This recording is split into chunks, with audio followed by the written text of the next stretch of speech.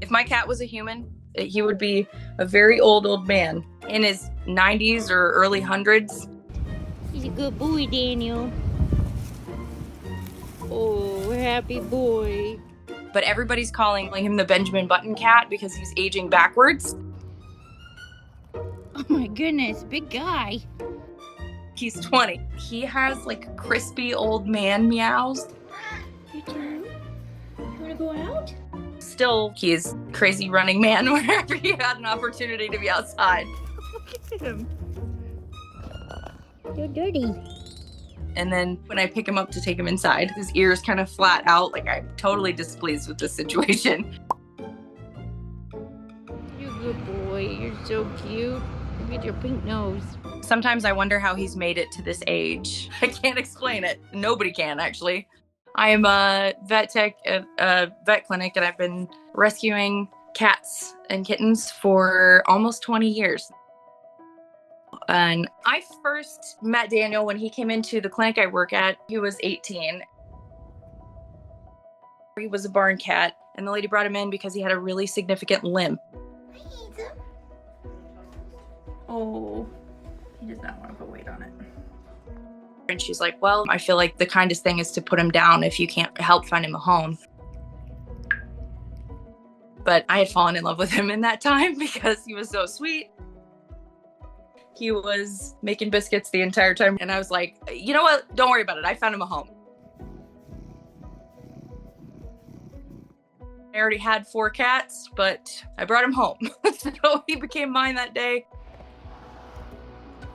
I was holding him and I kissed his head for the first time, and he froze and kind of looked up at me like, oh, okay. And then he took a deep breath and bonked me in the head with his head. Do you want some snacks?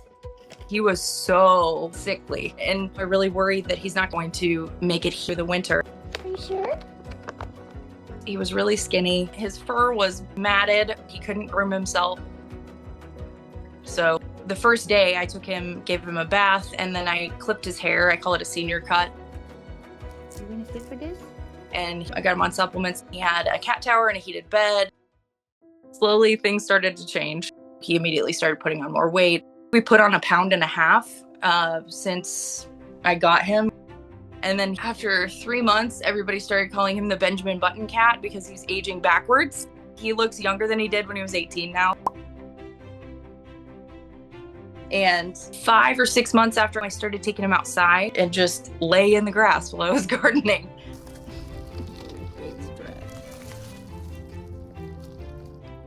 But he would just zoom off to a tree and scratch the tree. And I was like, he just did that. He bloomed outside, just getting outside time every day, even if it's just an hour. He was thrilled. Hey, buddy. What are you doing? He just loves listening to the birds and the bugs and sniffing the grass. You're so dirty. You're a good boy. And then he started going to work with me every single day and sleeping on the desk. I tried to move his bed about 100 times to a different desk. He won't do it. And when he relaxed on the desk and just slept there all day, I was like, okay, maybe we can just keep doing this for a bit. And my boss was like, I don't mind if he stays there all day. He's so sweet. Everybody loves him. Just leave him there. And then it was a routine, and I haven't stopped. I go get him out of his room, and I walk in there, and he's usually asleep on his heated little perch. And I'll be like, are you ready to go to work? And if it's cold, I'll put his little sweater on him. And then we get in the car and go to work. And I set him on the desk, and he stares at me until I give him his breakfast at work. Now our customers come in and they're like, where's Daniel? And if I get in the car without the cat, I'm always like, what am I forgetting? Because he's with me everywhere. Everything seemed to be perfect until he started limping again. He's a good boy, Dan. He had a weird gait, and I was like, that's weird.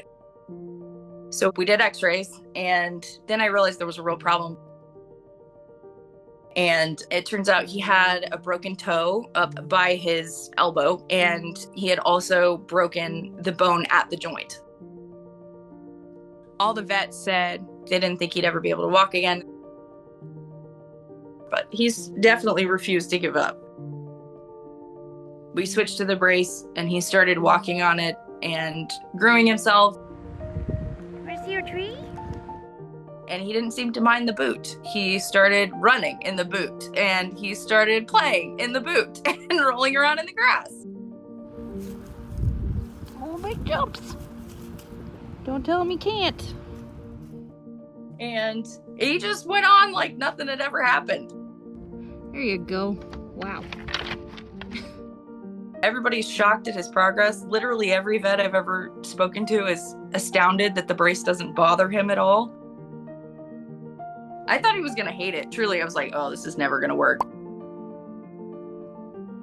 I was a mess for 2 weeks when he broke his leg because I was sure it was the end. And then here we are, months later, and he's just happy as a clam in his little boot. And I can't explain it. Nobody can, actually. Tim, do you want some Maggie? And now that we had a follower send us a stroller, he loves to be outside. He loves his stroller. He started asking to get back in the stroller. Like, he'll explore around a tree and then sit by his stroller and look at me like, hey, can I go back in my stroller, please? So now he gets blue when we have really yucky weather. Like, why can't I go in the snow? We have to stay inside because it's cold. You gonna be okay? We have a crazy connection. I feel like I can tell when he's in pain, when he's really excited about stuff, when he's disappointed or kind of sassy about things. Daniel, you want treats? And he does have an attitude. Don't let him fool you. He does get dramatic and sassy, mostly when I pick him up to take him inside. He's like, oh, we're not going outside? Okay, but I'll go outside by myself and try and walk over the desk. He will just stand there and stare at the door and then look at me and then stare at the door and look at me and thwap his tail and then stand on the bar like, I'm gonna go if you don't take me now. Yeah? You having fun out here? He's very opinionated despite his appearance. And if I'm not fast enough with food or treats and I've offered them to him, he will let me know. He's definitely got that. But still, the most surprising thing about his personality is that his acceptance of everything. Honestly, he's an angel with fur. He loves everybody. He's absolutely does not care about dogs, doesn't care about cats. He's like barely acknowledges any other animals other than to be like, hey, oh, it's a friend, it's fine. I can set him on anybody's lap and he just kind of looks at me like, okay, this is what we're doing now. He will just sit there and let the cat or let the dog sniff him, you know, head to tail. He's like Gandhi in cat form. He's just so tolerant and peaceful. My little monk here. I absolutely feel like I have conversations with him all the time. You got things to say? Okay. You need some kisses? You do? I reach over and give him kisses and he purrs. And if I smooch his head, he will like lick my face. And if I ask him questions, he acts like he's actually responding. It actually cracks me up. You like this? Okay. Are you sure? He's a little senile sometimes, but for the most part, he responds and is aware of what's going on. At first, I didn't think he'd live to see Christmas, much less 2 of them. And now he's just a happy little dude. He's just happy for the simplest things. Every day is a joy and every day is a surprise. I have some new friends. He's very stubborn when it comes to living, aren't you, buddy? Adopting a senior cat is definitely a risk because, like senior people, they have health issues and that's normal and to be expected. But I'm going to do everything I can to keep him comfortable and